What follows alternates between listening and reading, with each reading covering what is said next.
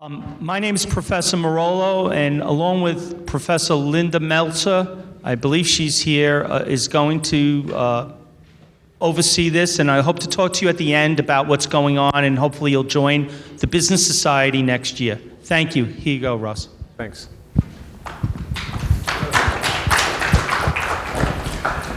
Hi, everybody. Thank you for inviting me. The topic, email etiquette, has become a big problem with business people today because most of you probably are accustomed to texting on a regular basis.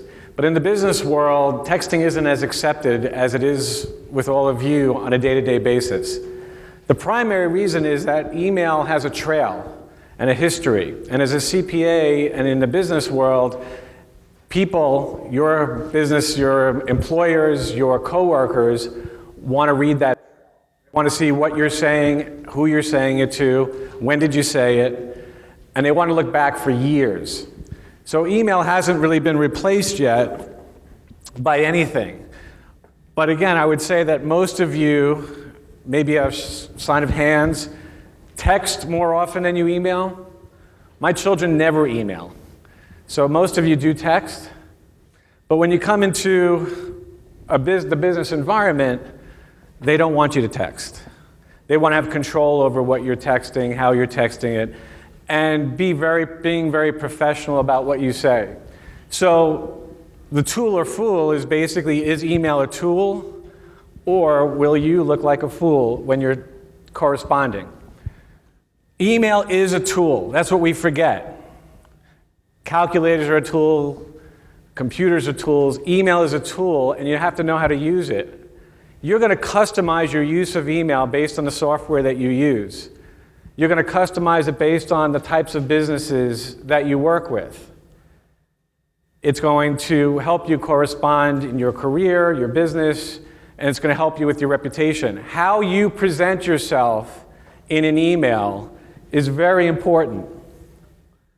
The right tools, but the wrong execution gets you nowhere. So you have the right tools, you have email, and you just want to basically expand on how you work with them. Take it serious. Email is very important because it's the first place that you generally correspond with somebody.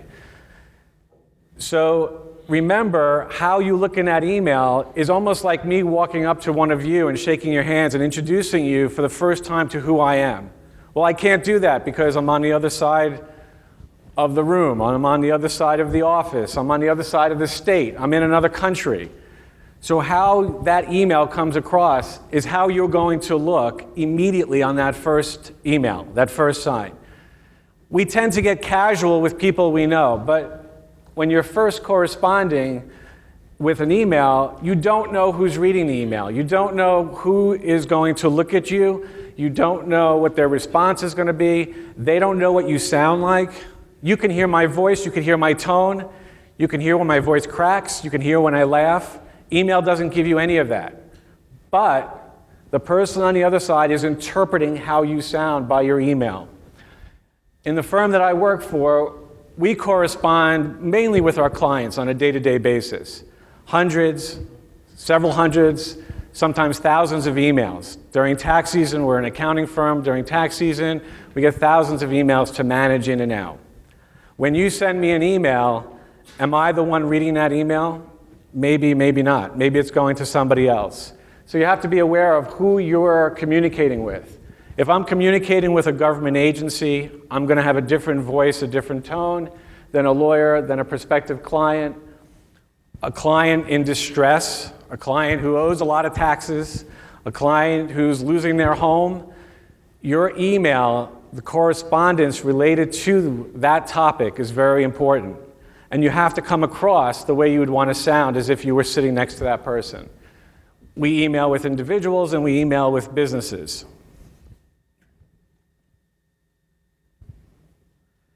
So our firm has created an always rule.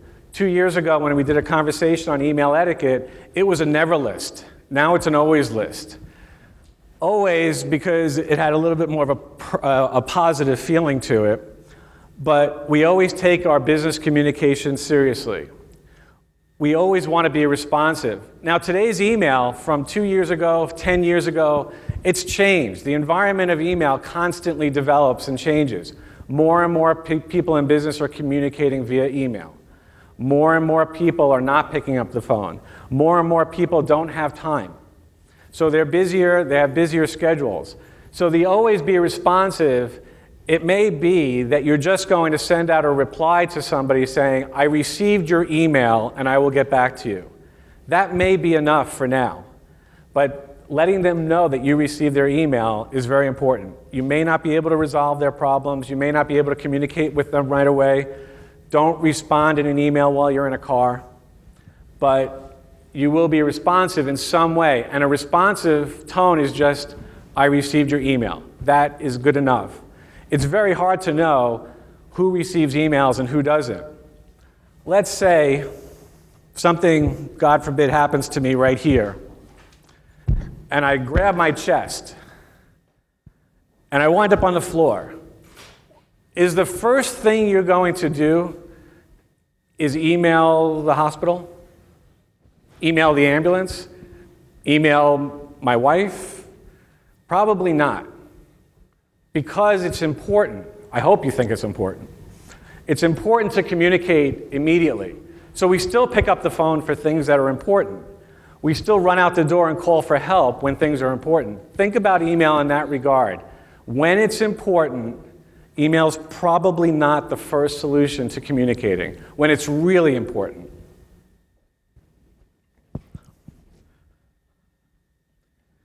Be professional.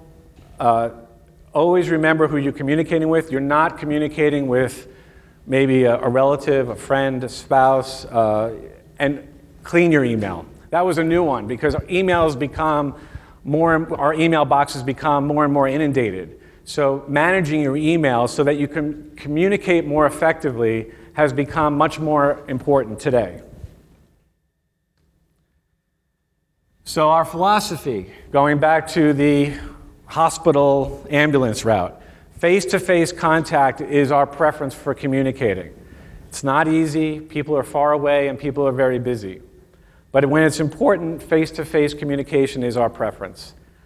Our next preference is picking up a phone, because a phone is instant responsiveness. I ask a question, you answer it. You ask me back, you expand on it.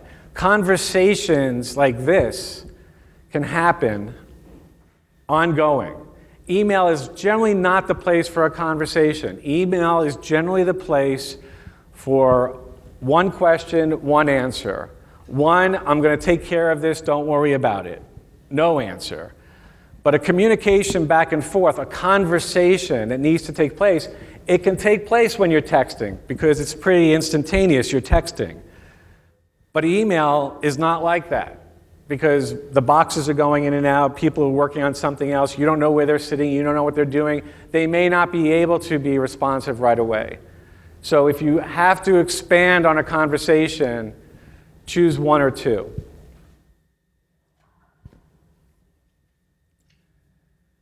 So email as a tool, you're not texting, we're not tweeting, and we're not instant messaging. So the abbreviations have to go away. You've got to get rid of RU as letters. Our spelling is terrible today because of, the computer's going to fix our spelling. But try not to abbreviate in the professional environment.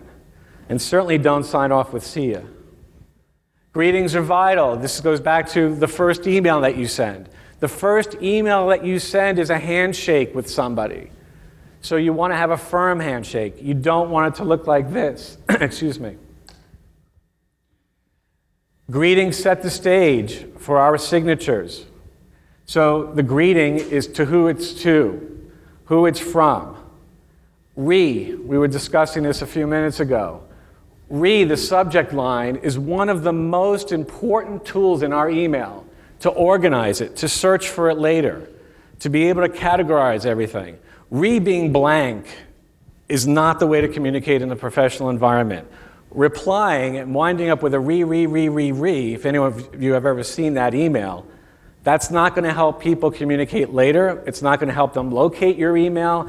It's not going to help them prioritize your email. It's not going to help them communicate with you. And then the sign-off, again, very vague. John. This is more of how the greeting should work. Hi to the client, to the customer, to the person is fine. It's a little casual, so this is probably not a first-time communication, but it's basically saying greetings. Your to box, Julie Smith in this case, it can be used as your greeting, but we prefer to personalize it. Again, it opens up the door to the communication. It's better to have a dear, as if you were writing a letter for the first time. If you don't know how they refer to themselves, you will do with Dear Mrs. Smith. You won't call people by their first names because you don't know how they'll accept it. If they sign off from Julie or love Julie, then you'll have a casual breakdown and the communication will be on friendlier terms. In this case, hi Julie, we're going to clean up that fish. Sincerely, John Waters, CEO. So you're basically saying who you are. That's important. Your role in the company and your title can be a very important thing in the email. And this may be the first time that you're introducing yourself in that role. Confidential emails. Nothing is confidential in an email. Don't assume that it is. You could write confidential, you could mark it up confidential, but you have to assume that email can go a number of places, and you have no control over it. Similar to your tweets and your other communication. It gets out there. So there's really nothing confidential, but if you want to mark it confidential, more people will most likely read it because they'll be more interested in what is so confidential that it came in that way. So just be sensitive that you can say it's confidential, but it may not be to the people who receive it. So just treat that a little bit more cautiously. You can mark your subject line as confidential, which most people do. You can direct it to people. You can say in the email who you want to read that email, but remember, once you hit send, it's gone. It's out of your control. If something's confidential, that face-to-face meeting might be the better way to go. Get to the point fast. Unlike my speaking here, talking about email etiquette, you're going to get to the point much quicker. Your email should not take a lot of time to read. People are busy. You want people to read it. You want to convey to them the urgency. Get to the point very quickly.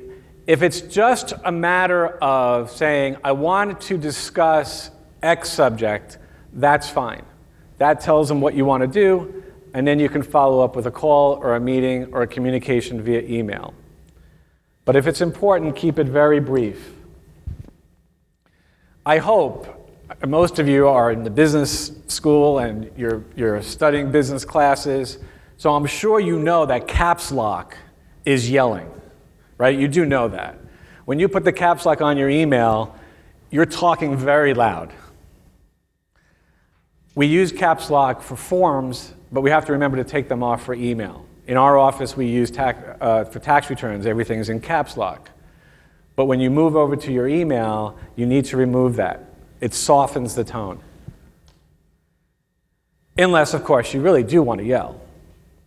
If you want to yell, if you want to get your point across, exclamation points all over the place are wonderful ways to communicate if you're really angry.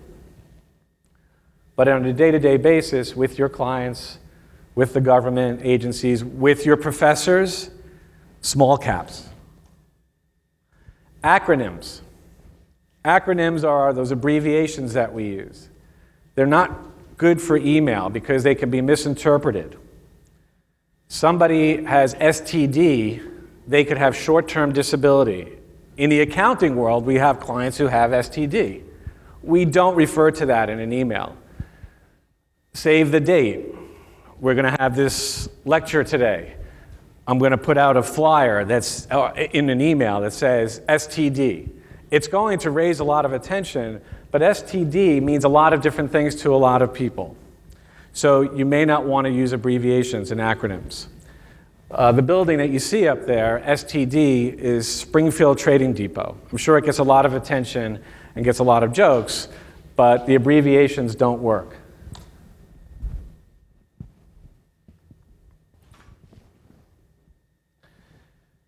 Your distribution list, who you're emailing to. Be very careful about who you're emailing to. In this case, an email was sent and it included a person by the name of Howie Plank. The email goes on to discuss how we're going to replace Howie Plank, how he is going to be terminated from his job, but he's indispensable and he's responsible for a couple of projects, so let's not tell Howie Plank. Well, you have to be very careful. Once you hit send, that's out there.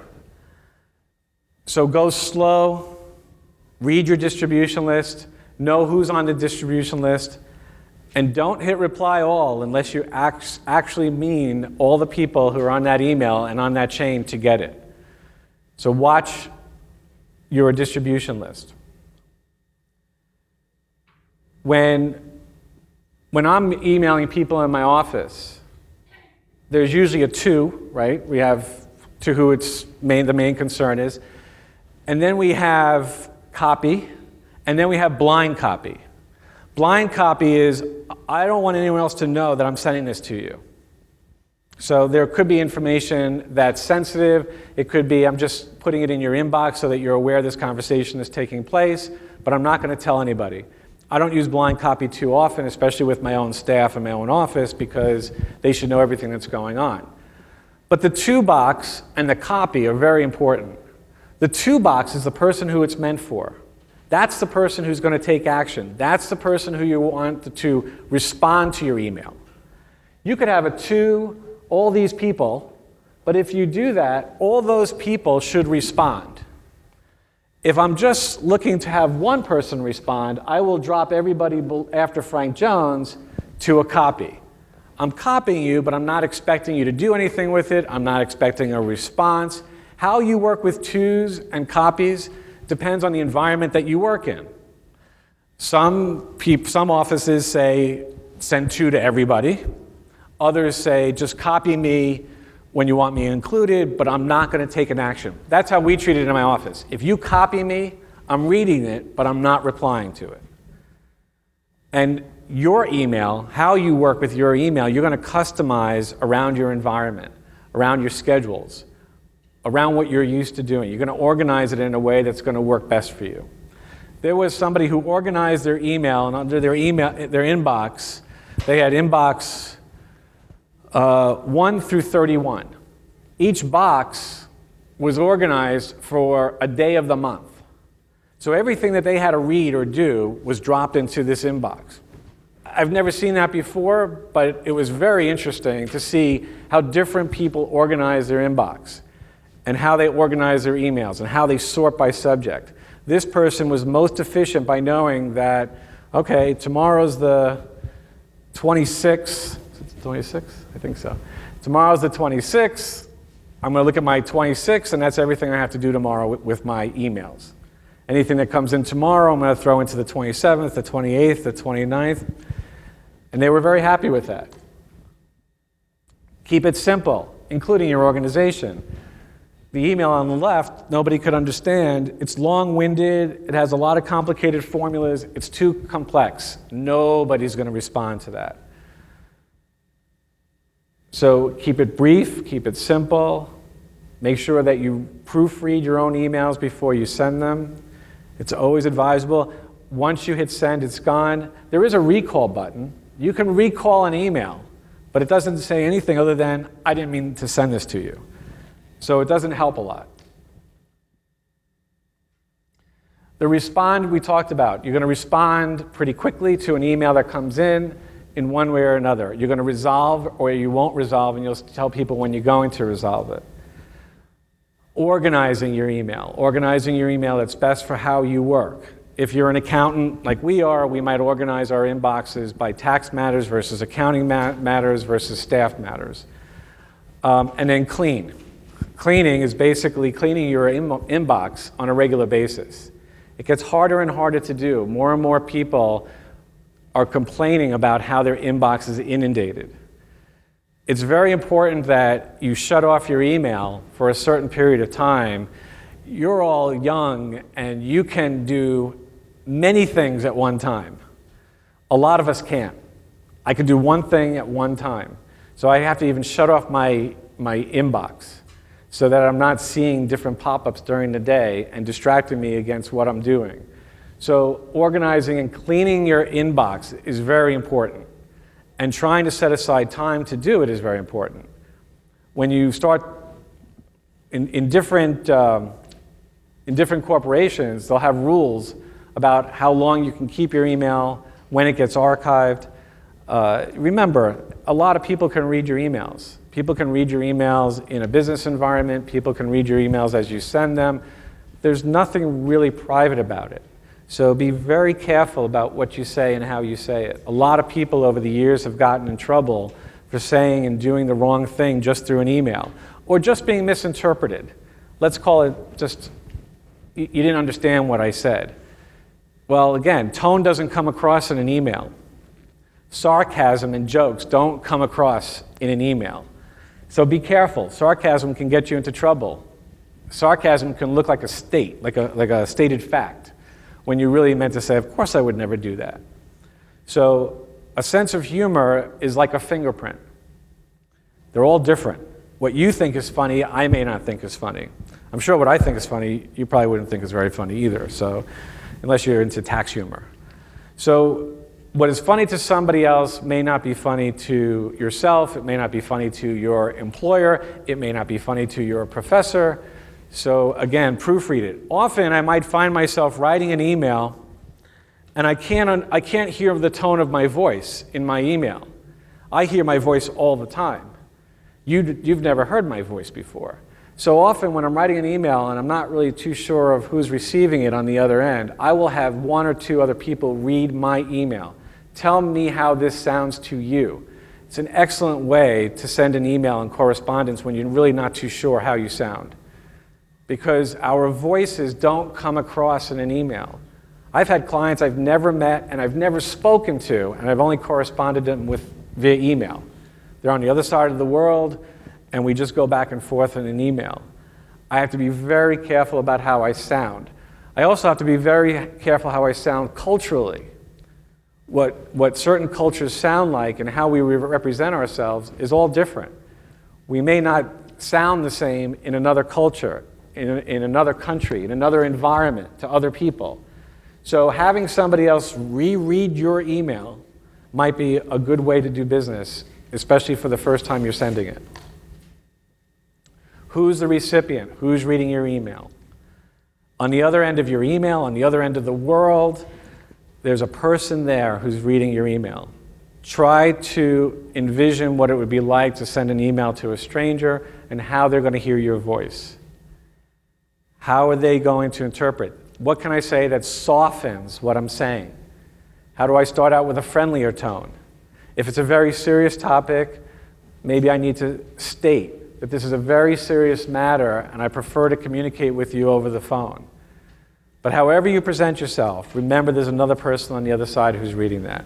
And sometimes the person who you think is reading it is not the person who's reading it, because some people have administrators who read their emails. Some people have personal assistants who read their emails. So you may be very comfortable emailing this one person, but he or she may have a secretary or an assistant who's sorting through emails and filtering through them, or just copied on every single email. Every single email that comes into a CEO of a company could be going to 2 or 3 other people to help them manage those emails more efficiently.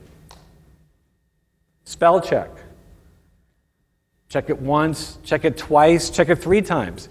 If you spell words incorrectly, which I'm sure you do when you're texting, and sometimes it fixes it, and sometimes it fixes it incorrectly, but if you are sending an email and you're going to spell incorrectly, people are going to make assumptions. Maybe you didn't mean to misspell it. People nowadays email from their mobile phones, their iPhones, and at the end of the email, it generally says, please excuse any typos, I'm all thumbs, or whatever it is, because we're writing from these very small devices. That's okay. You can put a disclaimer that says, anything I wrote incorrectly here, or anything I misspelled is not my fault. And that can work okay. But you have to know who you're talking to. And the first email that you send to somebody, you probably want to make sure that it's spelled correctly. Otherwise, you'll wind up like the Nationals did. on opening day with the wrong uniform spelling. So back to our proofreading. Proofread, read through it a couple of times. If you're not a good speller and you don't have a good spell check on, have somebody else proofread. There's nothing else wrong with it. I don't know if you caught that. Bad spellers of the world untie, not unite. And before you hit send, take your time. Take that 1 extra second to reread your email. We move very quickly in the business world, in school, what you're doing on a daily basis. We act and we react instantaneous because of information, because of phones, because of mobile phones, because of cell phones. We move so fast. Take a deep breath before you hit send. There's nothing wrong with that. And nobody is going to get upset for you taking a few seconds more to make sure that that email is written properly.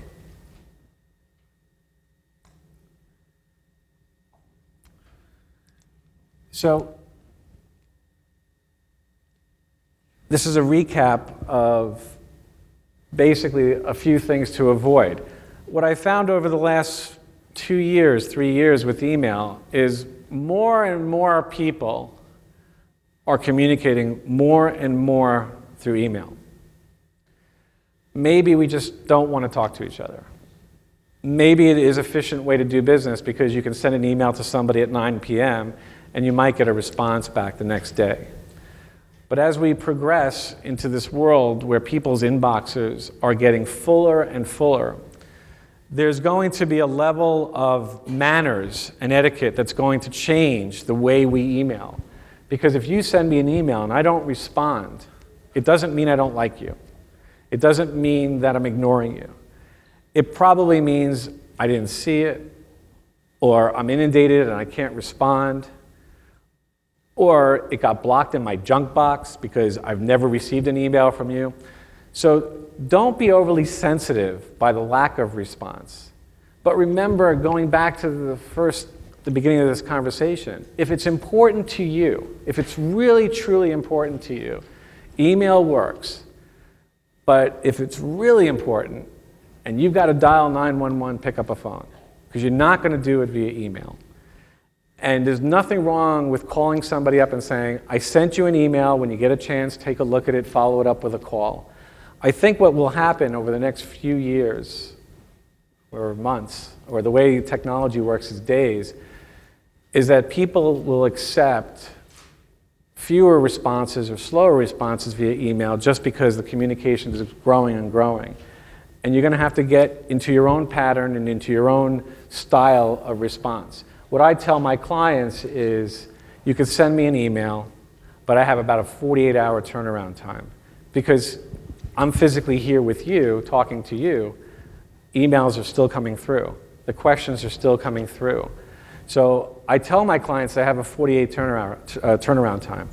A lot of them don't like that. Most people in business want instant responses. They're sitting at their desk right now dealing with an issue or a project, and they want to get it done. Well, I say if it's really important, then you'll pick up the phone and we'll schedule a time. So as you go through and you start doing email and getting away from your texting, which is going to be less and less accepted as a business tool, because, and if you want to invent something, great. I mean, invent the ability for text to wind up in an email into my inbox so that every text that I send from my phone, I have a history in my archive, because that's what people need, because texting is becoming so much more predominant as well. And we're communicating more and more via texting. But texting is not the professional preference tool. It's not the tool that's going to be used in business right now. So as you start to migrate to those emails they'll feel like it's really slow compared to texting. It's like what mail is to me. Sending a letter, 3-day turnaround time, that's email to the texter. So just keep that in mind, that as you go through and you start to migrate to more and more emails, just try to go slow and remember that what could be misunderstood will be. Any questions?